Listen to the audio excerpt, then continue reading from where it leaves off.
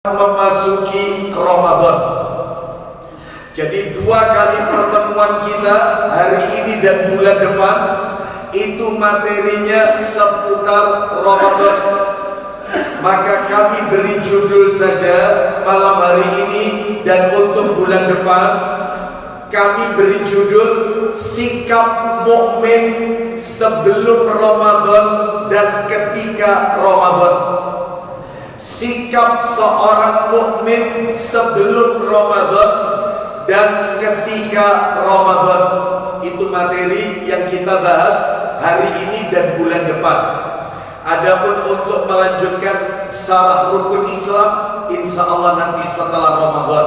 Karena di bulan Maret Ramadan kita libur karena diisi dengan tarawih tentunya. Baik, Bapak Ibu sekalian, rahimani wa rahimakumullah. Hari ini kita akan membahas yang nomor 1 dulu, sikap mukmin sebelum Ramadan. Insya Allah bulan depan sikap mukmin ketika Ramadan. Ya, baik.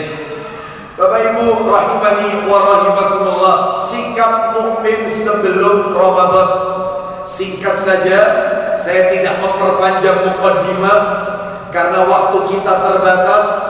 Perlu Bapak Ibu ketahui, sebelum memasuki bulan Ramadan, Rasulullah sallallahu alaihi wasallam mengajarkan kepada kita 5 hal, 5 perbuatan yang ini semestinya panjenengan lakukan dari awal-awal sebelum Ramadan. Maka kita masih punya kesempatan, sekalipun bulan depan di akhir Februari kita sudah terawih pertama kalau lihat kalender. Maka jangan pernah tinggalkan, lupakan 5 perkara sebelum Ramadan. Apa itu? Yang pertama, Bapak Ibu sekalian, kita langsung masuk materi saja agar untuk menghemat waktu. Yang pertama adalah memperbanyak puasa sunnah di bulan Sya'ban. Memperbanyak saum puasa sunnah di bulan Sya'ban. Loh kok Sya'ban? Ya, kapan Sya'ban? Kalau kita lihat kalender kita, maka saya lihat tanggal 31 Januari hari Jumat. Sekarang kan Selasa, besok Rabu, besok lusa Kamis, besoknya lagi Jumat, itu 1 Sya'ban. Jadi 31 Januari kalau lihat di kalender itu tanggal 1 Sya'ban. 1 Februari 2 Sya'ban. Maka pada saat itulah kita disuruh, mohon maaf, ditekankan untuk memperbanyak puasa sunnah di bulan Sya'ban. Mana dalilnya? Nah, ini dalilnya. Saya bacakan dalilnya.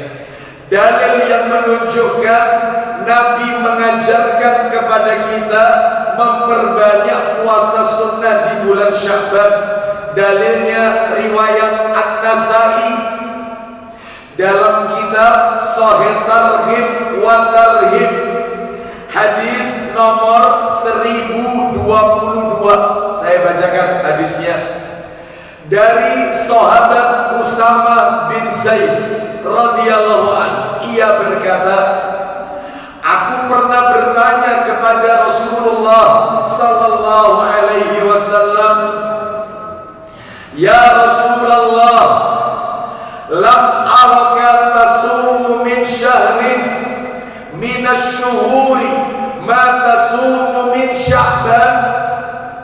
Lihat pertanyaannya Usamah bin Zaid. Wahai Rasulullah, ya, jelas sekali pertanyaannya ini. Wahai Rasulullah, aku tidak pernah melihat engkau berpuasa sunnah yang paling banyak kecuali puasamu di bulan Sya'ban. Jadi Nabi itu tiap bulan puasa, Bapak Ibu sekalian. Cuman yang paling banyak itu Sya'ban. Lu itu puasa apa, Ustaz? Nanti saya jelaskan. Kita dengarkan dulu hadisnya, nanti penjelasan berikutnya. Baik. Jadi katanya Usama, wahai Rasulullah, aku tidak pernah melihat engkau berpuasa sunnah dalam sebulan yang paling banyak kecuali puasamu di bulan Sya'ban. Jadi kalau sudah masuk bulan Sya'ban, luar biasa puasa sunnahnya Nabi. Ya. Terus Bapak Ibu tahu jawabannya Nabi.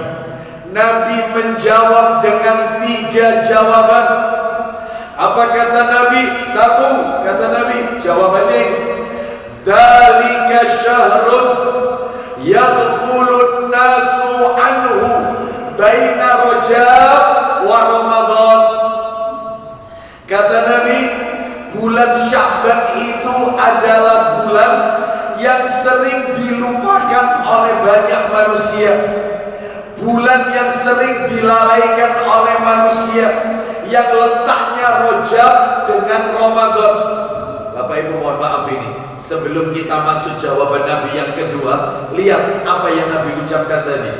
Sya'ban itu bulan yang sering dilupakan orang, letaknya Rajab sama Ramadan, jadi di tengah-tengah itu Sya'ban. Seakan-akan Nabi hendak memberitahukan kepada kita yang sering orang itu mengoptimalkan ibadah Rajab sama Ramadan. Lihat kalau di bulan Rajab, mohon maaf ya, terutama kemarin ini, kalau kita lihat sebagian kaum muslimin itu kalau di bulan Rajab ada istilah Rajaban, poso Rajab. Apalagi kemarin, yaitu dalam rangka Isra Mi'raj, ada sebagian saudara-saudara kita yang meyakini puasa 3 hari di bulan Rajab. Bayangkan, disuruh memperbanyak puasa sunnah di bulan Rajab. Apalagi Ramadan, jelas tiap hari kita puasa. Sedangkan Sya'ban sepi. Makanya Nabi menghidup-hidupkan Sya'ban dengan memperbanyak puasa sunnah. Yang benar itu bukan di bulan Rajab, Bapak Ibu. Yang benar itu memperbanyak puasa sunnah itu bukan Rajab, tapi Sya'ban. Ini bulan yang sering dilupakan orang. Dan Bapak Ibu harus tahu, ganjarannya besar Bapak Ibu. Kita melakukan satu amal ibadah yang sering dilupakan oleh banyak orang, itu ganjarannya besar. Contoh, ingin tahu contohnya? Tahajud. Tidak semua orang semuanya tahajud. Nah, enggak. Tetapi Anda bangun malam, mengambil wudhu, mengerjakan sholat malam di saat manusia terlelap dengan tidurnya.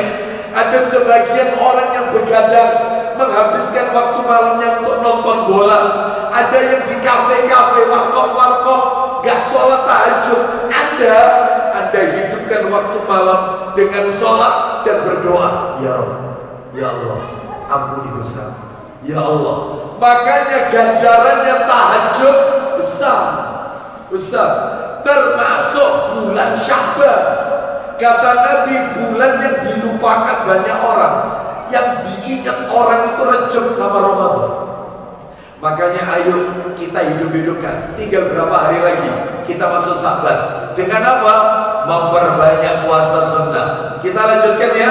Sekarang jawaban Nabi nomor 2. Kan Nabi ditanya oleh Usama bin Zaid, aku tidak pernah lihat engkau puasa sunnah yang paling banyak kecuali Sya'ban. Alasannya apa, wahai Rasulullah? Yang pertama tadi kata Nabi, Sya'ban itu bulan yang dilupakan orang. Makanya Nabi menghidup-hidupkan. Yang kedua,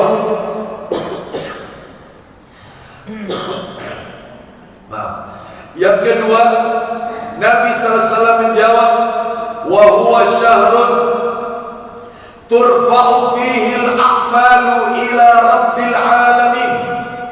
Bulan Sya'ban adalah bulan diangkatnya amalan-amalan seorang hamba kepada Rabb semesta alam. Jadi kalau mau disimpulkan Bapak Ibu, Sya'ban itu bulan pelaporan amal. Seluruh amalan panjenengan setahun itu dilaporkannya Sya'ban, naik ke atas. Jadi ada pelaporan amal itu setahun pisan, setahun sekali, Sya'ban. Ada yang seminggu 2 kali, sepekan 2 kali, Senin sama Kamis. Ya. Ada yang sehari 2 kali. Ada. Kapan itu sehari 2 kali? Subuh dan asar. Malaikat berganti melaporkan amalan kita. Subuh ke asar lapor, waktunya subuh lapor. Itu yang sehari 2 kali, yang seminggu 2 kali, Senin sama Kamis dilaporkan, yang setahun total sekali.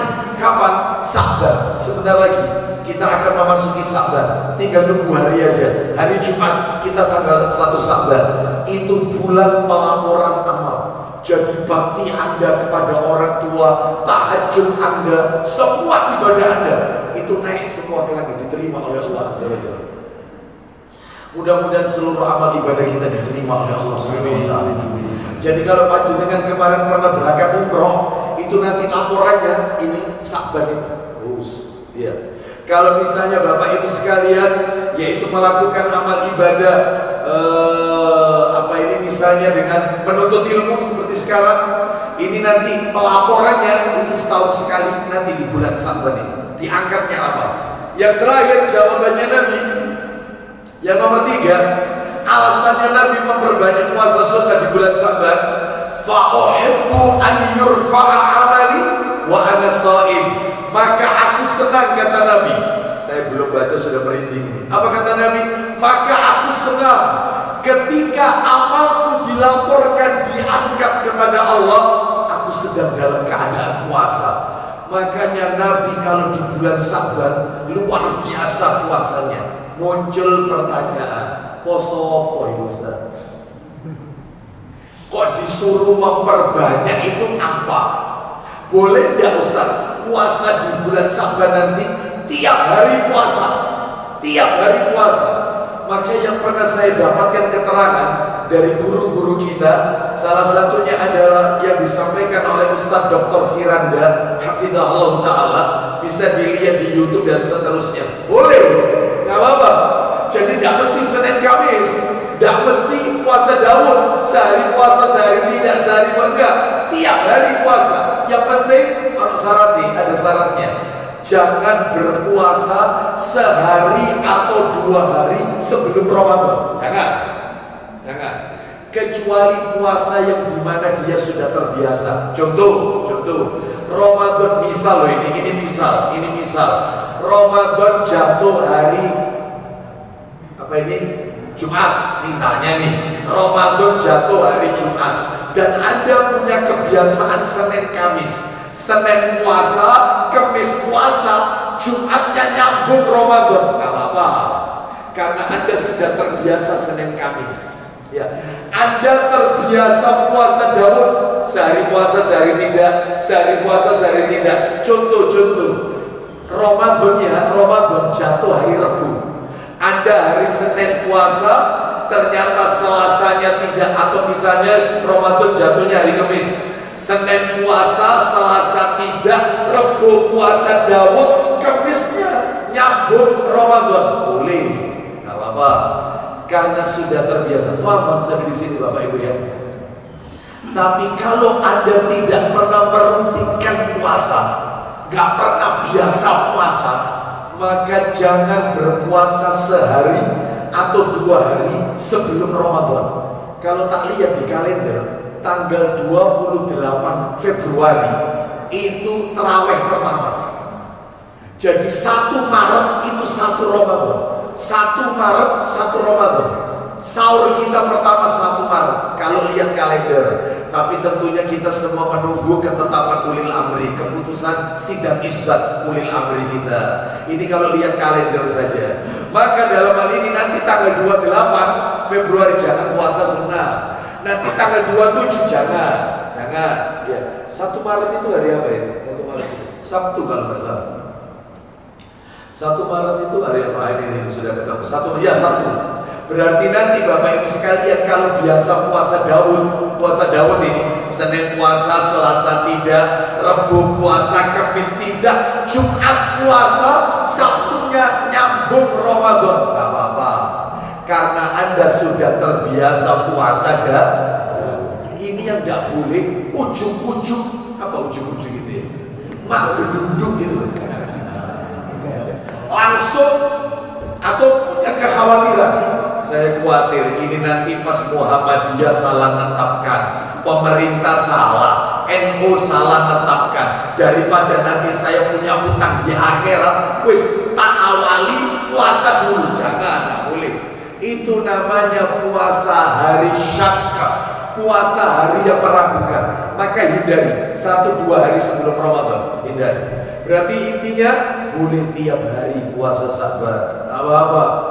Ustaz saya nggak kuat tiap hari Ustaz, saya kuatnya puasa Daud selang-seling, boleh. Ustaz saya nggak kuat karena saya pekerja berat, saya mampunya Ustaz Senin Kamis, nggak apa-apa, silakan.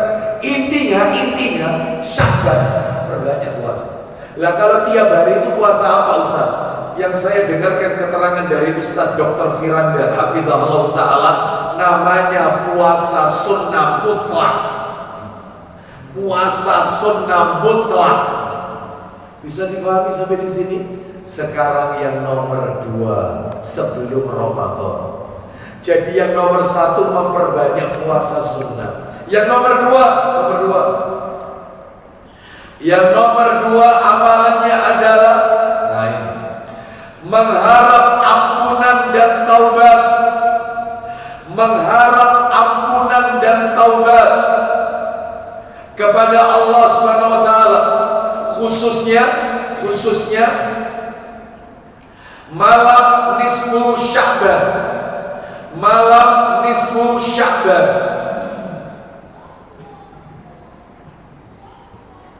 Ya.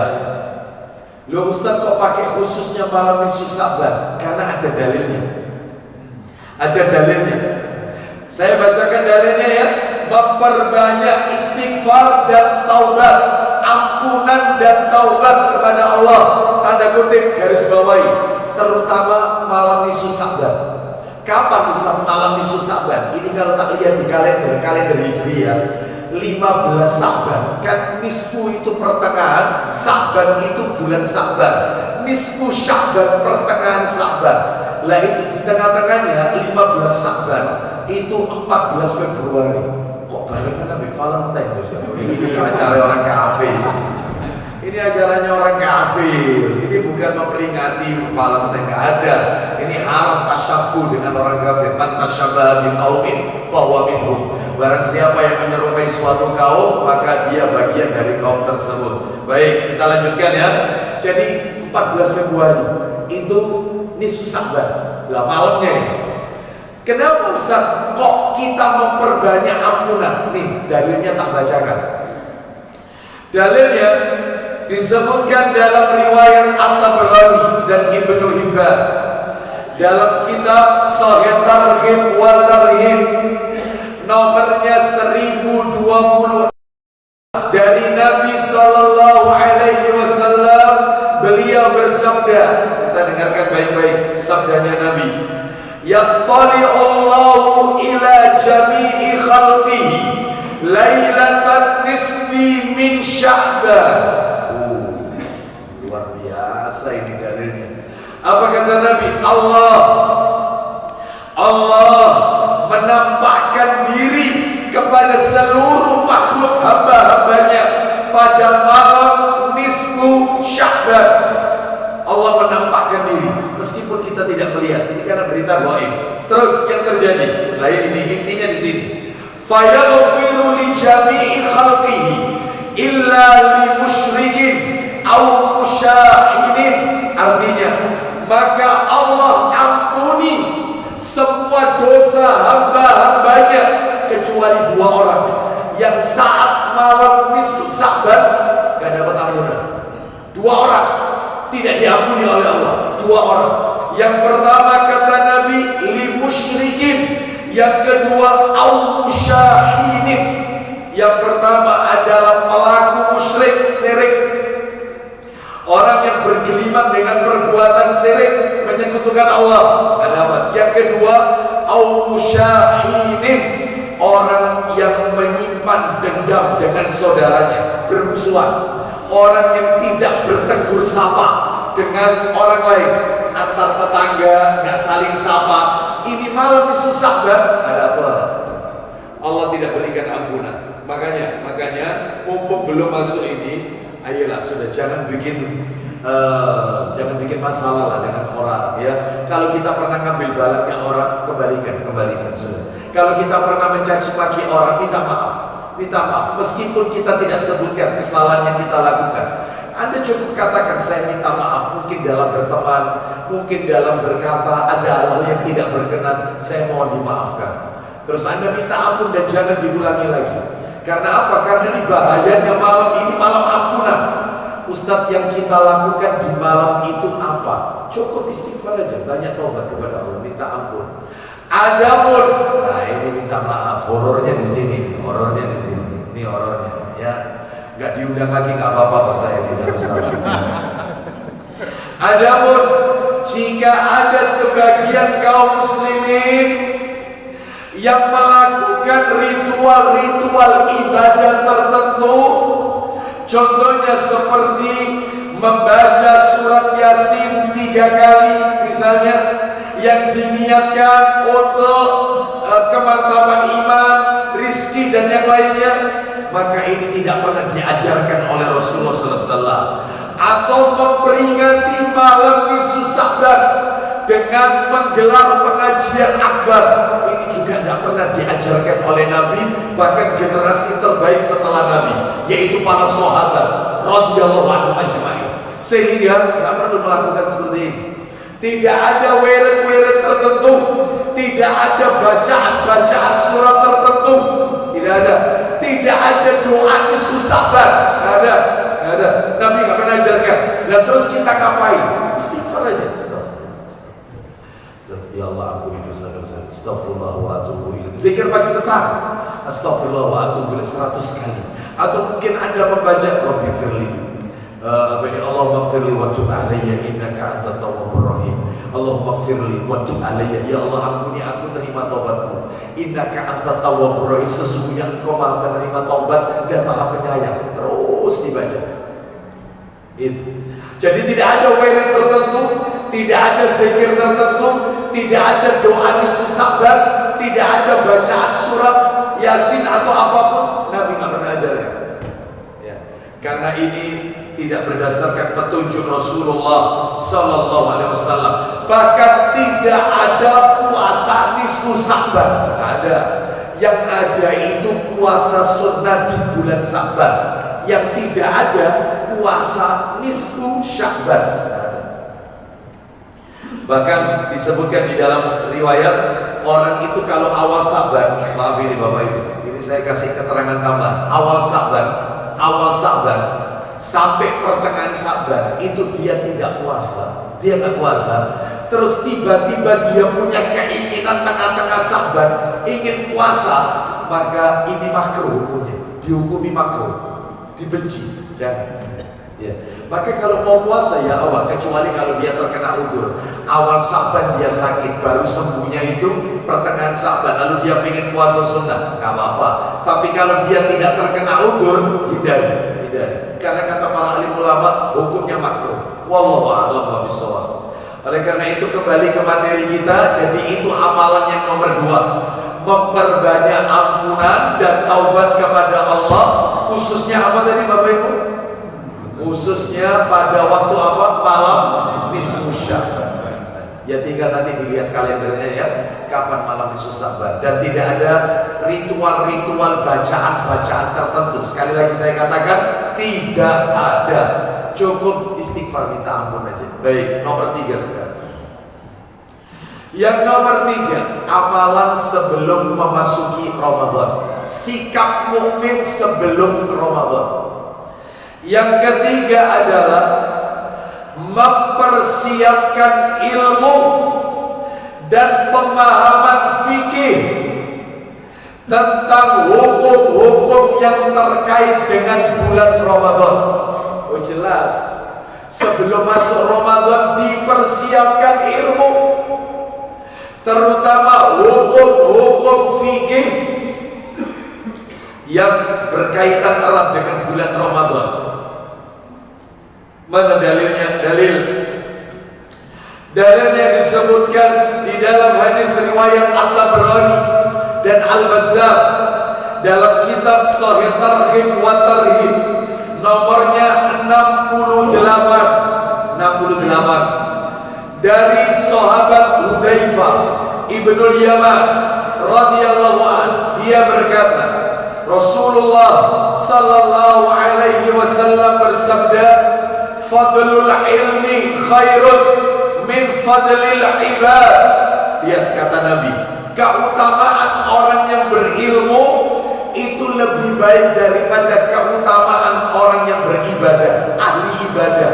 Orang yang berilmu lebih utama daripada ahli ibadah. Bapak Ibu mohon maaf, kata para alim ulama, orang kalau melakukan amal ibadah tanpa ilmu, maka jangan harap ibadahnya diterima oleh Allah Azza wa Jalla. Makanya betul kata Nabi dalam hadis riwayat Muslim. Apa kata Nabi? Man salaka tariqan yaltamisu fihi ilman sahalallahu lahu bihi tariqan ilal jannah.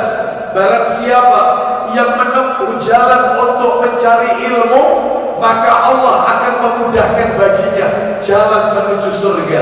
Muncul pertanyaan, bukankah jalan menuju surga itu banyak? Sholat, jalan menuju surga. Bakti sama orang tua, jalan menuju surga. Zakat, haji, itu jalan menuju surga. Lalu kenapa kok disebut ilmu? Kenapa kok bukan sholat? Nabi kan tidak bilang begini. Man salaka tariqan yaltamisu fihi sholatan fihi zakatan. Nabi hanya mengatakan fihi ilman, ilmu.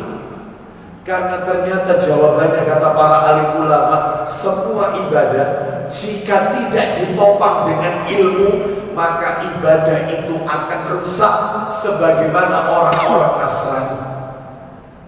Makanya panjenengan ketika sholat kan mesti baca Al-Fatihah. Di dalam surat Al-Fatihah itu kita berlindung kepada Allah dari dua golongan manusia. Ketika panjenengan membaca ihdinas siratal mustaqim, tunjukkan kepada kami ya Allah jalan yang lurus. Jalan yang lurus itu jalannya bagaimana? Siratal ladzina an'amta alaihim, jalannya orang-orang yang telah Engkau beri nikmat ya Allah. Siapa ini? Para sahabat. Mereka ini maksudnya jalannya Nabi dan para sahabat. Nah yang terakhir ini yang penting, ghairil maghdubi al-maghdub, ghairil maghdubi alaihim waladdallin.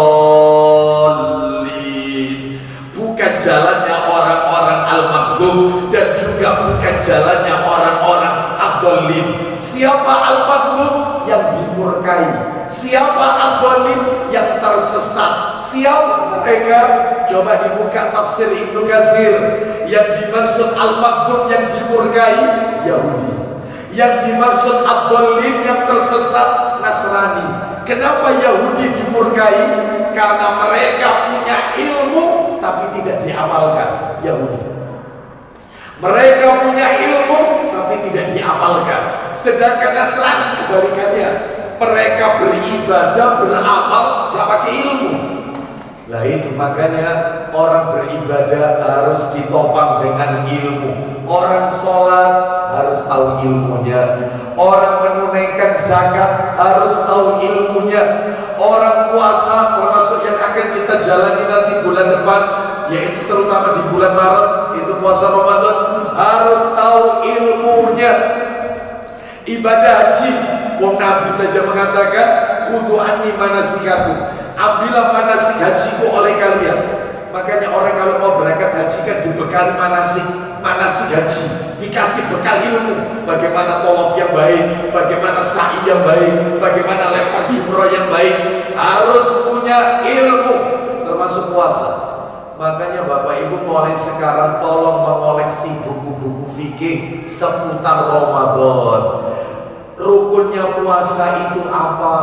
Syarat sahnya puasa itu apa? Pembatal puasa itu apa? Apalagi sekarang zaman kita kan modern. Ada pembatal puasa yang kaitannya di zaman kita. Contoh, bagaimana hukumnya orang puasa memakai alat semacam bronchodilator yang disemprotkan ke mulut bagi orang yang kena penyakit asma. Nah, itu disemprotkan. Ini batal atau tidak? Di zaman Nabi tidak ada yang kayak gini. Bagaimana hukumnya orang puasa diinjeksi, suntik? Bagaimana hukumnya orang puasa infus? Bagaimana hukumnya orang puasa donor darah? Bagaimana hukumnya orang puasa memakai obat tetes telinga karena telinganya sakit, sedangkan telinga, hidung, tenggorokan, THT ini satu saluran. Bagaimana hukumnya orang puasa yang dia dalam hal ini adalah opname diinfus, sedangkan cairan yang masuk itu murni obat, bukan vitamin, bukan zat makanan. Karena ada orang itu diinfus tapi perutnya kenyang, karena yang dimasukkan itu zat makanan cairannya. Lah ini tidak, murni obat untuk obati, bukan makanan yang masuk ke tubuh kita. Cairan itu batal atau tidak? Ini di zaman Nabi yang kayak gini nggak ada, Bapak Ibu. Terus bagaimana hukumnya orang puasa yang berada di negeri, yang negeri itu mataharinya lebih banyak ketimbang malamnya, siangnya panjang. Ada enggak kayak gini? 18 jam ada ya, 18 jam ada. Tapi kalau malamnya panjang enak kayak tinggal di Eskimo, enak ini. Jadi nemunya matahari cuma sebentar, tahu-tahu sudah hidup lagi, malam lagi. Ya apa yang bisa kayak gini? Nah ini kan tidak ada di zaman Nabi. Makanya butuh ilmu. Ya, harus mulai sekarang beli buku. Memangnya buku apa Ustaz yang harus saya miliki? Saya kasih referensi. Kalau sempat jalan-jalan ke daerah Surabaya Utara, daerah Ampel, Kah Mas Mansur, ya, di sana gudangnya kitab, maka saya berikan 2 referensi. Silakan dimiliki. Kalau tidak mampu beli 2, 1 tok tak apa-apa. Yang pertama, referensi pertama adalah tolong dibeli bukunya yang ditulis oleh Ustadz kita, yaitu oleh Ustadz Yusuf, mohon maaf, Ustadz Abu Ubaidah Yusuf bin Mukhtar As-Sidawi, hafizahullah ta'ala. Beliau punya buku bagus. Sayang tadi kitabnya tidak saya bawa, bukunya bagus, agak tebal dikit. Itu clear, lengkap dari awal sampai terkait yang modern di zaman kita, di zaman Nabi nggak ada, itu tertulis semua. Nama bukunya, judul bukunya adalah Panduan Lengkap Puasa Ramadan. Panduan Lengkap Puasa Ramadan, penerbitnya Pustaka Al-Furqan. Karena memang beliau yaitu ada di Ma'had Al-Furqan Sedayu Gresik. Ya, sekarang beliau ada di mana sekarang dia? Garut ya? Masih di Jawa Barat ya? Nah, di sana. Baik, jadi silakan bisa dimiliki bukunya Panduan Lengkap Puasa Ramadan. Itu syaratnya puasa apa, rukunnya puasa, sahur yang baik bagaimana, berbuka puasa yang baik bagaimana, pembatal-pembatal puasa itu apa, ya, dan seterusnya. Nah, ya, baik. Kita lanjutkan, Bapak Ibu sekalian. Jadi yang nomor 3 ini bekali dengan ilmu. Harus punya ilmu. Sebelum kita beribadah harus tahu ilmunya. Yang nomor 4 kan ada 5 sebelum Ramadan.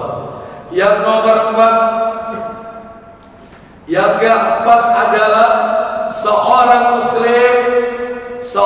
muslim harus bergembira menyambut Ramadan. Tanamkan dalam hati, senang ketemu Ramadan, senang bergembira datang Ramadan, menyambut Ramadan, senang. Ya, makanya ada sebagian teman-teman kita, saudara-saudara kita, itu kalau mau masuk Ramadan, Masya Allah, ya, itu rumahnya dicat, ya. Terus kemudian setelah itu dia siapkan menu untuk buka puasa. Nah, untuk sahur, untuk untuk berbuka, Nabi kan beda kurmanya. Nabi kalau sahur itu kurmanya kurma kering, Bapak Ibu, tamar, kurma kering. Ketika Nabi sahur, ketika berbuka Nabi itu pakai kurma basah, rutop, ya. Dan tidak ada dalil, tidak ada dalilnya. Berbuka itu harus yang manis-manis, nggak ada. Ini dalilnya palsu, nggak ada. Ya. Makan kurma harus 3 butir, nggak ada. Ya, kan ada beredar di masyarakat, berbukalah dengan yang manis-manis. Nggak ada, Nabi tidak pernah mengajarkan. Yang ada itu berbuka dengan kurmanya kurma basah. Loh, kurma basah ini contohnya apa? Rutop. Ya mahal Ustaz. Iya, memang. Dan itu letaknya ditaruh di freezer, gitu ya. ya, kurma rutop ini. Nah, itu berbukanya Nabi rutop, sahurnya kurma kering. Ya, tamar. Cirinya kurma kering gimana? Kurma kering itu kalau kita buka, maka kita sudah kelihatan seratnya. Bahkan kalau kita goyang-goyang gini, kedengaran isinya, gotak-gotak kedengaran. Itu kurma kering. Itu yang Nabi makan ketika sahur, ketika berbuka rutop. Bukan jumat, bukan. Ini mentang-mentang gak dapat al-ajwa diganti al-juwan. Saya gak punya al-ajwa, Ustaz. Yang ada itu al-juwan. Yang penting kan waduh ireng, Ustaz. Nah, repot ini. Jadi Bapak Ibu sekalian, tanamkan gembira, senang. Contohnya kayak apa? Boleh Bapak Ibu, diperbolehkan. Dan ini merupakan perbuatan salafus soleh. Setiap ketemu dengan teman kita, saudara kita, ucapkan kalimat syahrul mubarak, bulan berkah hadir, bulan berkah. Senang, tanamkan. Sebab ada orang itu kalau mau masuk Ramadan bawaannya sumpah. Aduh, Ramadan mana, sahur mana, terawih mana, nelak mana. Ini mestinya tanamkan senang. Dalilnya di mana? Nih saya bacakan dalilnya.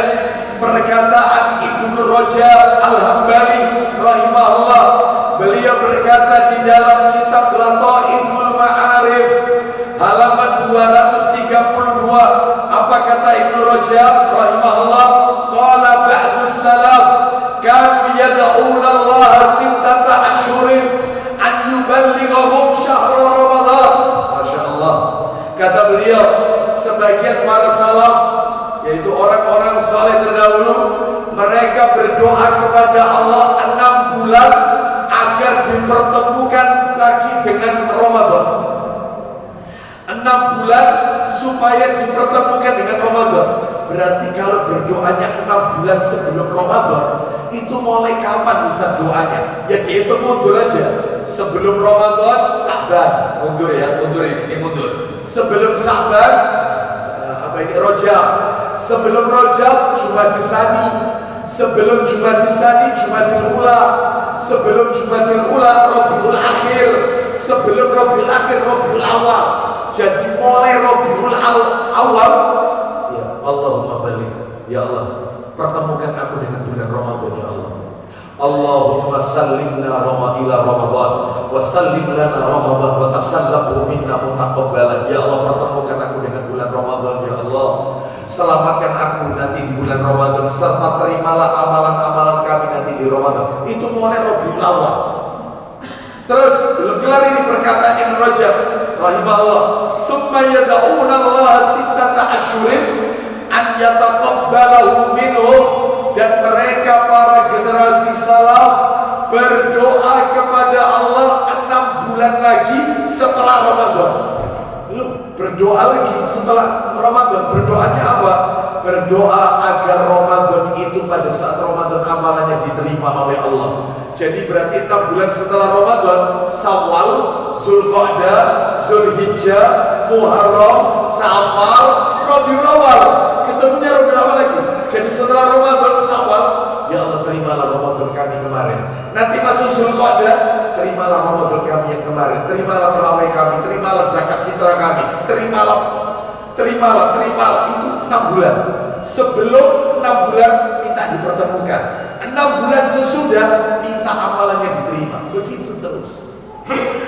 Begitu seterusnya. Bapak Ibu sekalian, mohon maaf. Ya saya lanjutkan sedikit ya karena waktu Isya sudah masuk. Sedikit aja. Disebutkan di dalam hadis riwayat Ibnu Majah. Saya belum menyampaikan sudah merinding. Disebutkan bahwasanya ada di zaman Nabi seorang sahabat Nabi, kalau nggak salah namanya Tolha, ya, radhiyallahu anhu. Itu bermimpi. Jadi dalam mimpinya, sebelum bermimpi, di zaman Nabi ini ada 2 orang. Ada B itu aja. Ada B. Anggap A sama B. Yang A ini mati ketika gugur, ketika jihad, syahid, mati syahid. Sedangkan yang B matinya setahun setelah A. Matinya setahun setelah A. Ternyata sahabat Nabi yang namanya Tolha, ya kalau nggak salah namanya, itu mimpi. Dalam mimpinya si A ini berada di surga, si B juga di surga. Cuman bedanya si A ini di surga yang terendah, si B ini di dia masuk surga lebih dahulu dan yang paling tinggi derajatnya, paling tinggi. Lalu kemudian setelah itu ditanyakan kepada Nabi, Nabi masih hidup ini, Nabi masih hidup. Wahai Rasulullah, dua orang itu wahai Rasulullah, yang pertama mati duluan, yang kedua mati setahun setelahnya dari yang A. Itu dalam mimpi si B itu kedudukannya lebih tinggi ketimbang si A, padahal dia mati sayang. Apa kata Nabi? Mengapa kalian kok bingung? Bukankah si B itu meninggal, dia menjumpai Ramadan? Benar wahai Rasulullah. Bukankah si B itu dia sholat raweh di bulan Ramadan? Benar wahai Rasulullah. Bukankah si B itu dia menghabiskan malamnya untuk mendapatkan Lailatul Qadar? Benar wahai Rasulullah. Itulah yang menyebabkan si B derajatnya lebih tinggi ketimbang si A. Kenapa? Karena si B ketemu Ramadan, si A gak ketemu Ramadan. Makanya berbahagialah orang yang sempat ketemu dengan Ramadan. Maka tanamkan kegembiraan, ucapkan kepada saudara kita dengan ucapan Syahrul Mubarak, selamat kita akan masuk bulan Ramadan, Syahrul Mubarak, dan seterusnya. Senang Ramadan mau datang ini senang. Ucapannya gimana? Ayo tirukan saya semua doanya. Doa supaya kita dipertemukan Ramadan, ya. Ini diperbanyak mulai sekarang, sebenarnya mulai jauh-jauh hari ini. Tirukan saya, Allahumma sallimna ila Ramadan wa sallim lana Ramadan wa tasallamhu. Baik, kita ulang agak panjang dikit. Wa tasallamhu minna mutaqabbalan. Itu tulisannya gimana? Nah, gini aja. Bapak Ibu yang menyimpan HP saya, yang menyimpan nomor HP saya, nanti Bapak Ibu akan lihat di profil gitu ya. Lah itu profil HP saya itu ada, pencet aja. Lah itu doanya di situ itu ada ya. Sengaja saya cantumkan di situ jauh-jauh hari, ya, supaya kita terbiasa membaca doa ini, supaya kita dipertemukan dengan bulan Ramadan. Ya, ada yang nyimpan HP saya kan? Tulis 081. Oh, ini obral nomor ini. Ya, silakan. Tapi jangan WA yang aneh-aneh. Kadang-kadang kasih nomor begini itu munculnya aneh-aneh. Ustaz, saya seorang janda. Ya, masalahnya umurnya 60 tahun, Pak. 081 236 2-nya 3 kali, 1-nya 3 kali. Nah, itu sudah. Silakan nanti Anda catat, Anda masukkan, Anda simpan, nanti Anda lihat dari situ, nanti dihafalkan doanya di profil saya itu. Baik, kita dengarkan kumandang adzan Isya terlebih dahulu. Setelah itu kita lanjutkan satu yang masih tersisa. Wassallallahu ala nabiyyina wa ala alihi washabihi wasallam.